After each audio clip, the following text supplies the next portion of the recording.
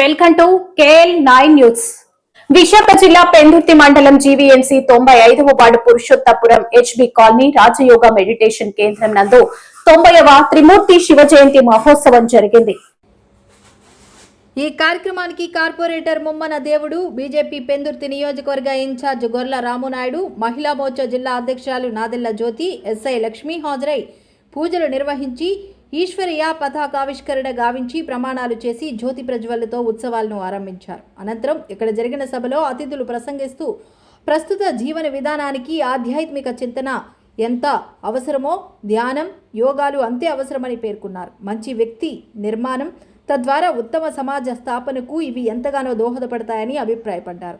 ఆ దిశగా ప్రజలను నడిపిస్తున్న బ్రహ్మకుమారీస్ని అభినందించారు. ఈ కార్యక్రమంలో బ్రహ్మకుమారీస్ మాట్లాడుతూ అందరికీ ఆమోదయోగ్యమయ్యే రీతిలోనే తాము రాజయోగ బోధన సాగుతుందని, దీనితో ప్రతి మనిషి తన దైనందిన జీవితంలో ఎదుర్కొనే సమస్యలను చక్కగా పరిష్కరించుకోగలరని తెలిపారు. ఇలాంటి కార్యక్రమాలు మెడిటేషన్, రాజయోగ మెడిటేషన్ సెంటర్స్ ఉండడం వల్ల, ఒక ఆధ్యాత్మికమైనటువంటి కార్యక్రమాల వలన, ఇలాంటి చేయటం వలన ఒక వ్యక్తిలో చాలా మార్పు అనేది వస్తుంది. ఏకాగ్రత కానీ, అలానే మనశ్శాంతి కానీ. ఇక్కడ మనం కింద వచ్చినప్పుడే ఆ జెండా ఎగరవేసినప్పుడు చూసాం, పసుపు ఎరుపు. పసుపు అనేది మంచి చిహ్నం అయితే, ఎరుపు అనేది శక్తి. ఈ రెండు రంగులతో ఆ జెండాని తయారు చేయడం, అలానే నేటికి 90 ఏళ్ళగా ఇలాంటి కార్యక్రమాలను చేస్తూ ఈ బ్రహ్మకుమారీస్ అందరూ కూడా ప్రపంచంలోని 140 దేశాలలో 9,000కు పైగా ఇలాంటి రాజయోగ మెడిటేషన్ సెంటర్స్ రన్ చేస్తూ ఉన్నారంటే మనందరినీ కూడా చాలా వారికి కృతజ్ఞతలు తెలియచేయాలి. అయితే ఈ సందర్భంగా నేను RSSని కూడా ప్రస్తావించడం అవసరం. రాష్ట్రీయ స్వయం సేవకు కూడా వ్యక్తి నిర్మాణం, ఒక మనిషి నిర్మాణం గురించి పాటుపడతా ఉంది. 100 ఏళ్ళు 1925లో అది స్టార్ట్ చేశారు. నేటికి 100 ఏళ్ళు శత జయంతి ఉత్సవం మార్పు కనిపిస్తుంది. తల్లిదండ్రులు పిల్లలకు కానీ, తల్లిదండ్రులు పిల్లల మీద కానీ ప్రేమ అభిమానాలు అయితే తగ్గాయి. రిలేషన్షిప్ లేదు. అటువంటి తరంలో దానికి ప్రత్యేకమైన కారణం మనం తీసుకురావాల్సిన బాధ్యత ప్రత్యేకంగా మనందరిపైన ఉన్నది. ప్రత్యేకంగా ఈ సంస్థను కూడా అభినందిస్తున్నాం.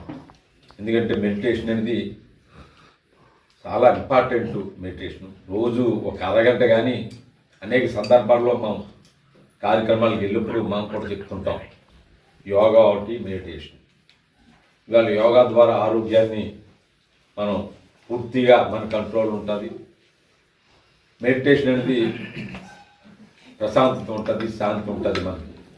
మరి తప్పనిసరిగా మెడిటేషన్ చేసినట్టు వాళ్ళు కానీ, యోగా చేసినట్టు వాళ్ళు కానీ, ఆరోగ్యం విషయంలో కానీ వాళ్ళకి ఏ రకమైన టెన్షన్స్ ఉన్నా ఆటోమేటిక్గా అవన్నీ కూడా సమస్య పరిష్కార మార్గం కూడా మెడిటేషన్ చూపిస్తుంది. సందర్భంగా ఇక్కడ ఈ కార్యక్రమం అనేది ఏర్పాటు చేయడం జరిగింది. ఈ కార్యక్రమంలో ప్రజాపిత బ్రహ్మకుమారీస్ ఈశ్వరీ విశ్వవిద్యాలయంలో నేర్పిస్తున్న రాజయోగ మెడిటేషన్ మరియు ఈశ్వరీయ జ్ఞానం, అంటే ఆధ్యాత్మిక విలువలతో కూడిన ఈశ్వరీయ జ్ఞానం కూడా చెప్పడం జరుగుతుంది. ఈ కార్యక్రమంలో ఈ విషయాలన్నీ కూడా తెలియచేయడం జరుగుతుంది. మనం నిత్యం జీవిస్తున్నప్పుడు, ఇప్పుడు ఈ కలియుగ అంతిమ సమయంలో ప్రతి క్షణంలో మనిషి జీవితంలో రోజు రోజుకి, అంటే ఒకవైపు సైన్స్ యొక్క డెవలప్మెంట్ జరుగుతున్నా సరే, ఇంకొక వైపు మనిషి యొక్క ఆంతరిక మానసిక శాంతి తగ్గుతుంది. నిరంతరం మనలో టెన్షన్, భయం, ఆందోళన పెరుగుతుంది. వీటిని అన్నిటిని కూడా నిర్మూలించడానికి కోసమే భగవద్గీతలో భగవంతుడు నేర్పించిన రాజయోగ మెడిటేషన్ ద్వారా మన యొక్క మానసిక శక్తిని, మనోబలాన్ని, అలాగే కంట్రోలింగ్ పవర్, రూలింగ్ పవర్, అంటే మన మనసులో ఉండే ఆలోచనలు ఎలాగ నెగిటివ్ నుండి పాజిటివ్లోకి మనం మార్చవచ్చు. ఎలాంటి ప్రతికూల పరిస్థితులైనా సరే అలాంటి పరిస్థితిలో కూడా మనసుని శాంతిగా ఉంచుకుంటూ మనోధైర్యంతో ప్రతి కర్మ మనం చేయగలిగే విధానాన్ని ఈ రాజయోగ మెడిటేషన్ సెంటర్లో నాలెడ్జ్తో పాటు, జ్ఞానంతో పాటు మెడిటేషన్ కూడా నేర్పించడం జరుగుతుంది. ఇది ప్రతి స్టూడెంట్స్ అలాగే ఎంప్లాయీస్ అయినా కావచ్చు, ప్రతి ఒక్కరికి కూడా తమ జీవితంలో చాలా ఉపయోగపడుతుంది.